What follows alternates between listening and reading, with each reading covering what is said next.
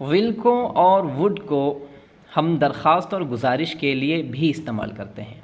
आप जानते हैं कि इसे हम फ्यूचर के लिए तो इस्तेमाल करते ही हैं। अगर इसे हम दरख्वास्त और गुजारिश के लिए इस्तेमाल करें तो इससे हम पहले लेकर आएंगे। जैसे कि अगर आप पानी मांगें या आप किसी से मदद मांगें तो आप बोलेंगे would you help me please, would you help me please, क्या आप मेरी मदद करेंगे। आप इसकी जगह विल भी लगा सकते हैं, लेकिन प्लीज़ के साथ लगाएं तो मज़ा आता है। जैसे कि will you help me please, क्या आप मेरी मदद करेंगे। Will you help me please, will you help me please. इस तरीके से अगर आप किसी से पानी मांगें, would you bring me water please, would you bring me water please, या आप विल लगा के बोलें will you bring me water please.